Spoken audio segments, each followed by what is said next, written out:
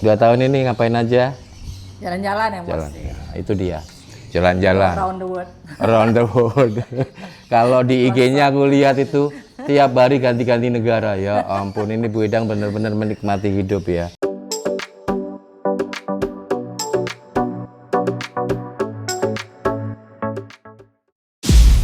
Hai Sobat Pundit, hari ini kami berkunjung nih di daerah Bogor. Ketemu teman lama, sahabat lama. Beliau ini cepat sekali ya, kayak cowok banget lah kalau kerja dulu. Seingat gua itu selalu cepat. Hal-hal yang lain kalau ada teman-temannya nggak lambat itu langsung itu marahi. Sikat. Nah, gimana Bu Idang? Pengalaman udah berapa lama pensiun kemarin? 2 tahun ya? Pensiun mau 2 tahun. Mau 2 tahun ini. Nah, kegiatannya apa sekarang? Kita pengacara. Wah, itu luar biasa kalau pengacara. Banyak acaranya. Pengangguran banyak acara. Pengangguran banyak acara. Gitu deh ya. 2 tahun ini ngapain aja? Jalan-jalan ya, Bos. Jalan. Ya, itu dia. Jalan-jalan. Around the world. Around the world. Kalau di IG-nya aku lihat itu tiap hari ganti-ganti negara. Ya ampun, ini Bu Idang benar-benar menikmati hidup ya. Harus. Nah, menurut Bu Idang di pensiun ini, ketika kita masa pensiun itu apa sih yang harus dipersiapkan gitu sehingga kita atau nanti teman-teman yang lain yang mau mempersiapkan pensiun itu seperti apa kira-kira? Karena udah 2 tahun ini menurut aku sih udah cukup Ya. punya pengalaman lah ya.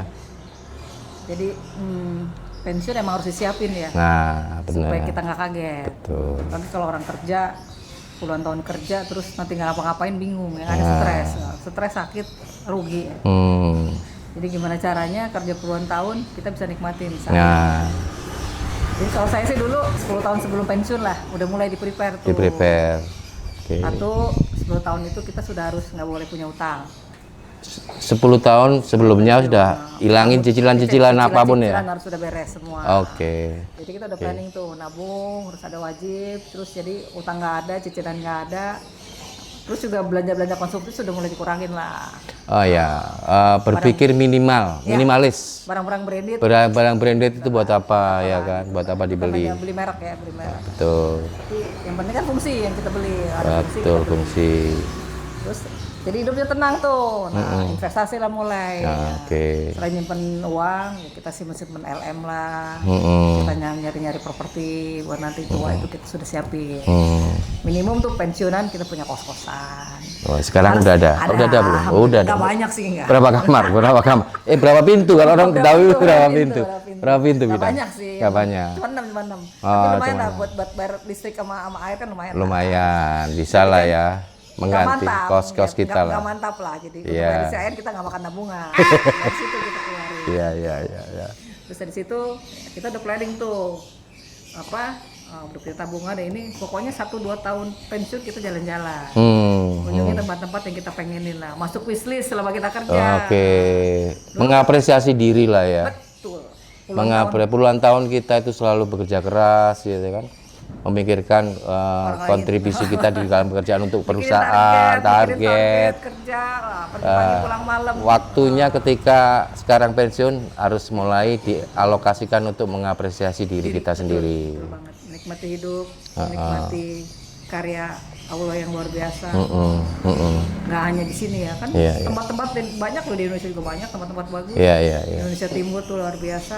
Nah, ada beberapa konsep lah Bu Idang di pensiun itu ada. Menurut aku sih ada 3 konsep ya ketika kita mempersiapkan pensiun sebelum 10 tahun tadi. Ada yang mempersiapkan karena dia karyawan, punya knowledge, punya skill, itu PKL pengennya nanti. Apa tuh PKL tuh? Mengoptimalkan umurnya yang dia merasa bahwa di umur 55-50 tahun itu masih sehat. Produktif. Maka dia PKL. Pensiun kerja lagi, ya. Kita berkali-kali kelima kan kerja lagi. Iya. Pensiun kerja dan banyak teman-teman kita itu PKL ini gitu karena memang dirasakan bahwa dia masih punya produktif, punya leadership. Atau masih punya tanggungan. nggak tahu. punya cabang. Nanti cabang aku anaknya kecil kan. betul.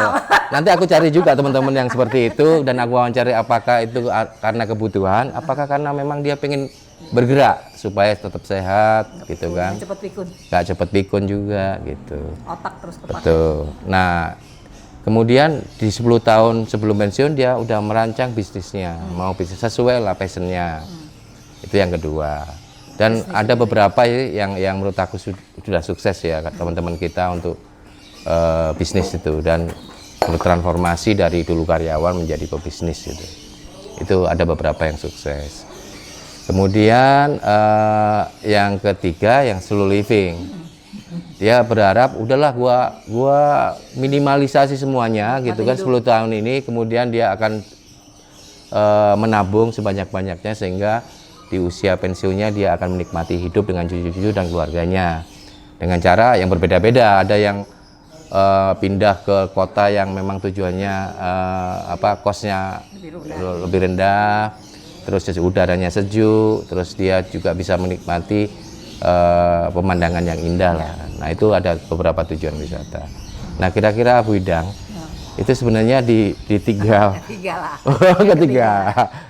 Oh yang ketiga slow living ya benar sih. Aku lihat Bu Idang itu ganti-ganti negara, lihat IG-nya ya kemana aja. Negara yang sekarang dicita-citakan apa? Yang belum kesampaian. Pengen ke Machu Picchu. Machu Picchu. Machu Picchu di Peru. Amerika Latin. Waduh, Peru. Ada YouTuber juga yang di Peru tuh yang bisa bahasa Peru ya dan itu keren banget sih menurut aku.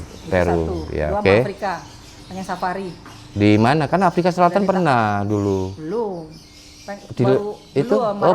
Maroko. Oh, dapat Maroko. Oke, Aljazair. Tanzania, pengen ke Tanzania, Nigeria, itu kan pengen safari lah.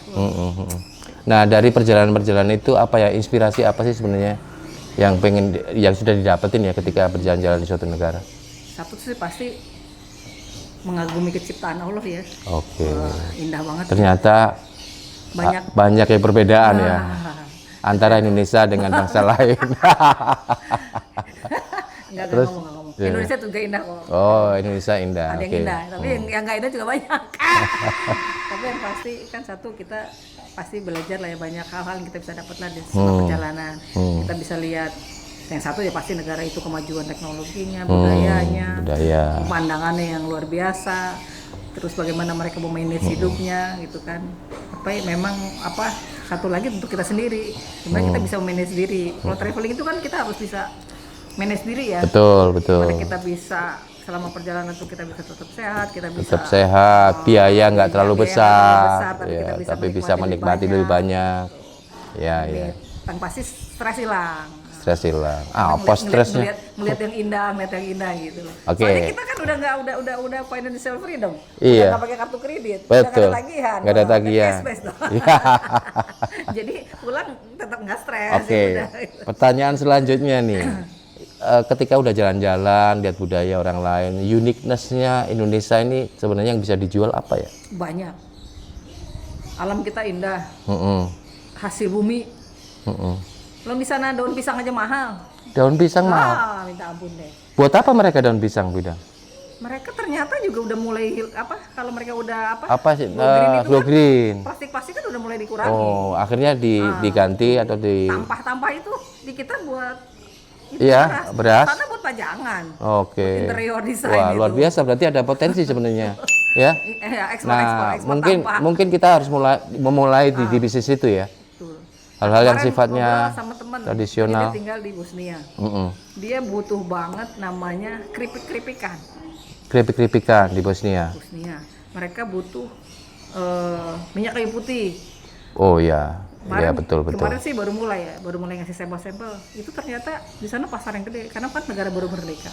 Oke. Pasar besar itu. Dan mereka ini kan musimnya dingin banyak kan ya. Jadi kalau pakai minyak kayu putih anget-anget itu kan enak banget. Makanan juga kan mereka terbatas. Variasinya kan Indonesia. Oh, luar biasa ya. Iya benar. Bumbu-bumbu lah. Enggak, kalau kita keluar negeri, ayam ayam ditepungin. Iya. Terus sama ayam di kalkun. Iya. Rasanya luar. Cuman merica sama bawang putih doang mereka. Rasanya kita ada gula, anyep banget. Ayam bakar, ayam kalasan. Ayam opor, ayam rendang. Apalagi semua itu baru dari ayam. Ayam geprek. Baru dari ayam. Di sana makan ayam itu doang. Jadi sebenarnya uniqueness yang kita punya itu sebenarnya ada potensi yang kita jual ya ke sana. Kulinernya, budaya, alamnya. Kalau ditanganin profesional aja. Yes. Bidang kan udah punya kos-kosan, terus apa punya restoran ini kan? Ya, kedai. Kedai, warung atau kedai lah ya. Kedai mana itu? Namanya warungnya apa nanti? Kedai Arjuna. Kedai Arjuna. Kenapa dinamai Kedai Arjuna? Di Jalan Arjuna. Oh, Jalan Arjuna ini. Cari gampang. Cari gampangnya. Sebelumnya udah pakai nama macam-macam lah. Ini akhirnya kita iniin udah lah. Kita pakai Kedai Arjuna. Kita di tahun 2023 mulai penghujung 2024 itu kan kita merasakan daya beli masyarakat kita itu turun. Apa dirasakan di bisnis warung ini kemarin 2023 2024? Enggak sih, kita nggak ngerasain. Nggak ngerasain. Karena kita punya marketnya sendiri ya. Oh, udah punya captive market. Yes, betul. Captive marketnya adalah gimana? Teman-teman kantor atau gimana? Satu ya mantan teman kantor, sekarang mantan teman kantor. Oh, mantan teman kantor. Loh, pasarnya captive gitu. Betul, apa relationship itu? Relationship itu yang dulunya kita kerja itu dijaga baik-baik supaya punya networking lah. Kedua, kalau saya traveling kan ketemu orang banyak. Ketemu orang banyak traveling. Nah, itu juga bisa dipromokan ya. Itu juga itu bagian dari apa ya, market itu juga lah yang juga sekarang jadi pelanggan. Ketiga ya itu. Nah, artinya komunitas banyak kan komunitas pengajian lah kalau pengajian itu kan juga. Jadi tergantung kita sebenarnya ya. Ketika memang ada kondisi secara analisa bahwa tingkat konsumtif atau tingkat ini turun, daya beli turun. Ternyata ketika kita kreatif dan punya banyak networking dan memanfaatkan captive market tadi, itu nggak dirasakan ya. Betul. Yang penting mah namanya jualan mah jangan malu. Oke. Kalau jualan jangan malu. Tawarin dong. Toh walaupun kita dulu bos di kantor, tapi begitu pensiun dan melakukan pekerjaan atau journey pekerjaan yang berbeda, jangan pernah malu melakukan itu. Terus apa lagi, Bidang? Kalau kita nawarin resikonya satu, dia mau beli atau enggak kan? Iya. Udah itu aja kan. Iya, resikonya beli, nggak digebukin, nggak dipenjarakan atau nggak di peradilan. Terus ngapain kita malu juga? Kedua kita harus kreatif. Kreatif menu tadi. Apa lagi nih? Ada tambahan menu tambahan. Harus itu lah supaya orang kan nggak bosan. Oh, beli itu aja sih menunya. Nah, betul. Iya, memang itu salah satu kunci sih. Kalau kita nggak ada diferensiasi terhadap yang lain, itu menjadi sama ya. Marketnya ya akan bersaing. Tapi kalau kita pandai-pandai melakukan perubahan-perubahan, diversifikasi produk, gitu kan. Iya sih, betul juga. PPN 12% ini. Ini menurut Bidang bisa memengaruhi kondisi tadi bisnisnya dia atau bisnisnya Bidang atau gimana? Pasti ya. Tapi karena ini bisnisnya justru makanan. Ini belum ada beli pajak. Cuman kan ya pasti ke impact-nya ke orang ya. Berarti kan pengeluarannya lebih gede ya. Lebih gede. Contohnya nanti listrik lah ya. Kita kan apa-apa semuanya kan dari listrik nih, mau air udah berasa loh. Air udah berasa. Habis gitu nanti transportasi pasti naik karena tadi dari bahan bakar dan sebagainya. Nah, ini juga mempersulit menurut aku sih. Juga jualan makanan juga ya itu ya. Satu, kenaikan harga ya. Kan di sini nggak dijamin. Iya. Cabai lah. Saya kan bisnis sambal juga tuh. Kalau nanti cabai menjelang lebaran ini kemarin nih akhir tahun ini itu naik. Kemarin kan cabai berapa? Cabai berapa sekarang? 2 kali lipat. Pernah sampai 150. Waduh, luar biasa cabai. Gimana mau jualnya? Iya. Nah, ini yang menjadi satu PR lah buat negara ini sih menurut aku. Aktivitas keagamaan lebih kenceng dong.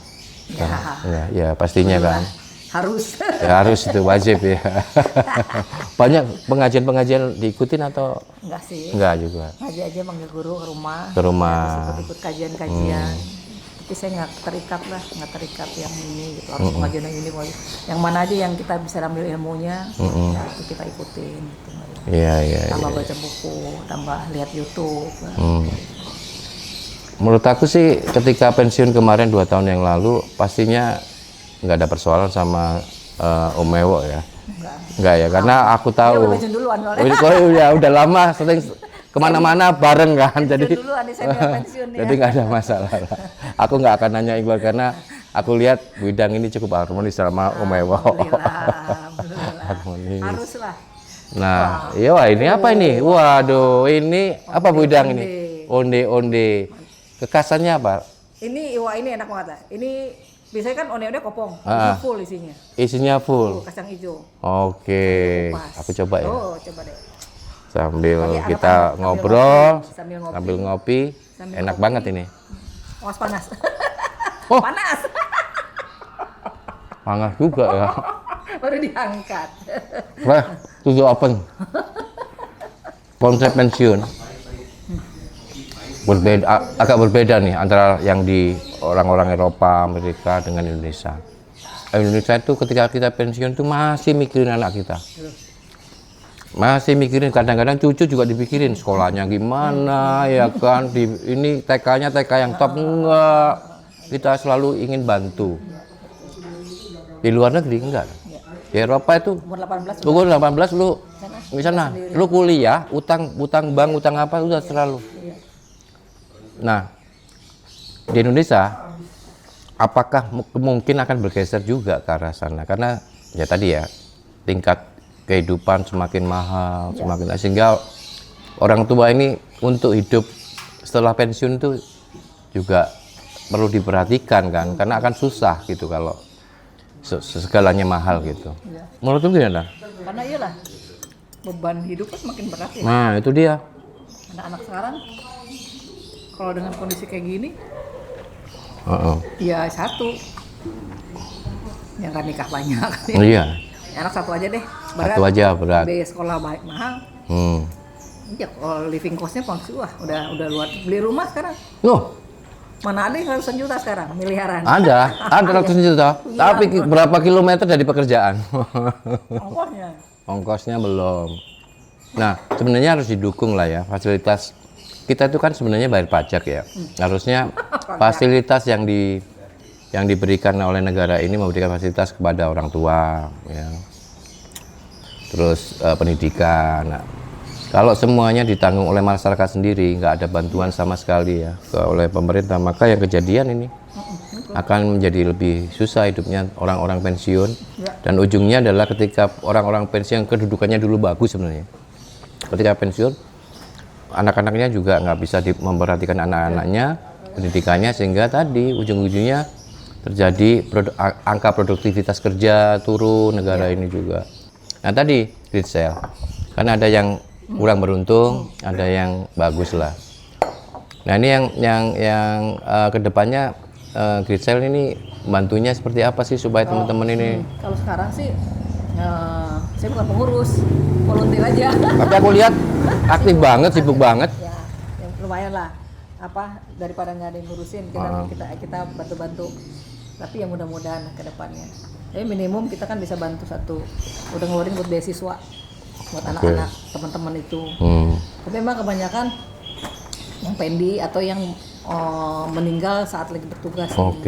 Jadi kan memang anak-anak masih kecil-kecil nih, masih butuh biaya. Iya. Ini yang kemarin kita jangkau untuk kasih beasiswa. Kedua juga untuk membantu memperluas usahanya lah untuk UKM teman-teman yang sudah punya usaha. Katanya ada pinjaman UMKM ya untuk UMKM. Belum gede karena memang duitnya kita kan juga terbatas. Jadi baru dapat 10 orang lah. Tapi kalau yang bantuan hidup tuh udah ada lumayan karena kita kerjasama Majelis Taklim. Kita punya uang zakat. Cuman kalau uang zakat kan juga terbatas sama untuk yang muslim aja kan.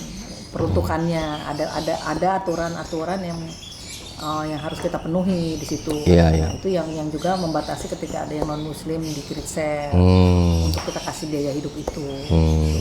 Adalah kasus dulu punya tim mau pendi, maksudnya saya tolak karena satu ketika gue tanya, lu masih punya cicilan rumah masih. Lu masih punya cicilan kendaraan masih. Ya, anak lu masih sekolah, anak lu berapa? 3 masih sekolah semua. Ya, pendi dapat duit berapa untuk kebutuhan ini aja udah. Dia merasa bahwa dapat pendi, kelihatannya gede. Nah, sudah punya usaha belum? Nanti pendi mau buat usaha, lah baru mulai di saat itu. Baru mulai itu bahayanya. Itu yang kayak gitu-gitu yang harusnya tuh bener-bener itu di bagian dari exit prosesnya itu di interview. Iya, iya. Supaya jadi nggak hanya sekedar memandiin orang, tapi orang-orang ini siap nggak nih untuk pensiun gitu loh. Bagusnya juga ada MPP, jadi dan misalnya mau ada pendi, ada MPP-nya nih. Di-prepare dulu nih orang-orang ini nih yang memang masuk kandidat pendi, di-prepare, jadi ini disiapin. Bukannya kalau pendi itu cuman dikasih waktu 6 bulan atau berapa tuh untuk daftar kan? Iya, nggak sampai. Daftar pendi, golden second atau apa gitu kan? Itu yang Nah kalau 6 bulan itu kan orang nggak bisa apa ya, perusahaan juga nggak bisa capture orang ini preparasinya seperti apa kan? Masih ada rencana ke depan nggak setelah bisnis resto, ada kos-kosan, ada ingin ada sesuatu yang belum bisa diraih atau pengen hal sesuatu yang mau diraih lagi nggak? apa ya? Apa gitu? Nggak tahu gua. Apa kira-kira? Kita sama suami sih udah bikin pesantren. Wah, pesantren di mana ada rencananya? Udah jalan. Udah jalan. baru Waduh, mulai, bagus baru juga mulai. alhamdulillah. Jadi Ada berapa? baru dikit, baru 16 santrinya. Oh, 6 santrinya. Luasan ini pesantren? Tanah atau apa? jadi itu masih kerjasama sama temen, dia punya tanah wakaf dijadiin masjid, sebagiannya kita bikin kamar-kamar. Kamar-kamar untuk nampung Santri itu santrinya dari timur semua, dari Indonesia Timur. Dari Indonesia Timur malah. Jadi kita bawa tuh ke sini. Oh. Mereka memang cita-citanya pengen belajar agama di Pulau Jawa. Ya ini kan dari orang-orang yang nggak mampu. Nah, Tujuan kita tujuannya itu sih, ya, berarti lu bikin mencetak ustadz bakal atau gimana? Mudah-mudahan. gitu, ya. Kan ini bekal nanti. Kan bekal ada 2. Ya bekal buat di dunia ya maupun ke akhirat. Nah, ini kan justru jadi bekal di akhirat, jariah. Ujungnya ke situ ya. Dia ngaji, dia sholat, dia bisa ini apa yang dia lakukan kan itu nilainya ibadah. Kita kebagian. Jadi nggak mikir yang jauh-jauh, nggak jauh-jauh ke sono gitu loh. Jadi kita mikirnya praktis aja yang ya nambah-nambah bekal akhiratnya cetak nanti ahli Quran. Tapi kan juga di situnya nanti kita ajarin, nggak hanya baca Quran aja, tapi kan itu gimana berinteraksi, bagaimana mereka ini dengan masyarakat itu ada. Gitu di kurikulumnya tetap kita tambahin lah belum nasnya seperti apa gitu. Ya mudah-mudahan dengan adanya pesantren kan membuat setelah lulus dari pesantren itu ya, ibadahnya bagus, ke masyarakatnya moralnya bagus, betul. Ketika bekerja punya integritas yang baik gitu ya. Nah anak-anak gimana Bu Idang? Udah married semua? Alhamdulillah anak 1, cucu 1. Alhamdulillah cucu 1. Udah TK? 4 tahun. Oh 4 tahun, 4 tahun dong udah PAUD dong.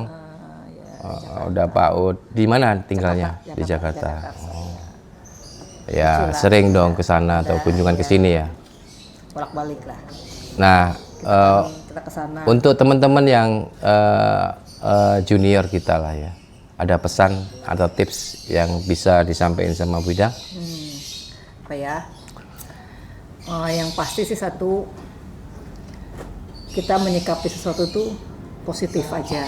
Positive thinking ya. Positive thinking. Karena dengan positive thinking itu kita lebih hal kejadian jelek pun aura pasti pikiran itu menjadi lebih baik. Hal jelek pun dibalik itu pasti ada hikmahnya. Ada hikmahnya. Jadi jangan dilihat jeleknya aja ini, tapi ada hikmahnya pasti. Ya. Yakin aja gitu. Ya. Kedua yakin aja sama Allah. Yakin sama Allah pencipta kita. Berserah diri. Bersandar hanya mau. Bersandar dan berserah diri. Jangan ke manusia. Ya. Manusia mah ada batasnya. Iya. Manusia ada batasnya. Kalau Allah itu nggak ada batasnya. 3 ya untuk yang mau pensiun ya persiapkan, pensiun itu perlu dipersiapkan gitu. Jadi ya itu tadi kan dari awal ya Pak Hendro ngomong ada 3 pilihan, kita milih tuh. Nggak mesti harus kerja, nggak mesti harus bisnis, nggak mesti harus mau duduk sana, tapi kita milih kita mau yang mana. Sehingga kita bisa prepare. Kalau kesananya tuh apa yang mau kita siapin, sehingga nanti nggak kaget. Ketika pensiun jadinya udah tahu memahami diri kita lah, keinginan kita itu seperti apa. Kita mau ngapain? Nah kita pilih yang bikin kita happy.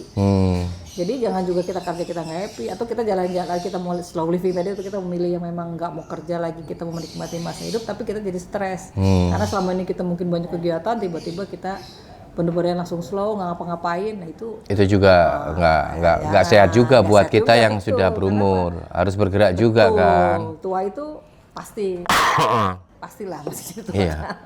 Tapi kan gimana Yang kita, pasti-pasti tua, yang pasti lagi mati. Ya tapi udah. bagaimana kita menjalani sisa umur itu dengan happy dan kitanya sehat. Kalau ada teman-teman yang mau order bisa dong. Bisa, tinggal WA aja. Tinggal WA. Nah, nanti aku bisa nggak cantumin WA-nya di. Boleh dong. Boleh ya. Nih, ada WA-nya nanti di sini. IG-nya juga ada, boleh follow Oh, IG-nya. follow IG, ada IG-nya. Kedai Arjuna ya. Kerja Arjuna.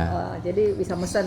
Malah ini kok Jabodetabek bisa kita deliver. Kalau aku di Banten sana bisa dong. Bisa, tergantung orderannya dong. Ya, Jadi orderannya ada pasti gede dong. Nasi kuning. Nasi Enak kuning apa? apa lagi? Nasi tumpeng. Nasi tumpeng. Nasi liwet. Nanti kita foto-fotonya kita tayangin. Kalau acara-acara misalkan kayak ulang tahun gitu bisa juga. nasi tumpeng. Nasi box Nasi gitu. box bisa, lunch box ada snack box. Hmm. Juga macam-macam kita siapin.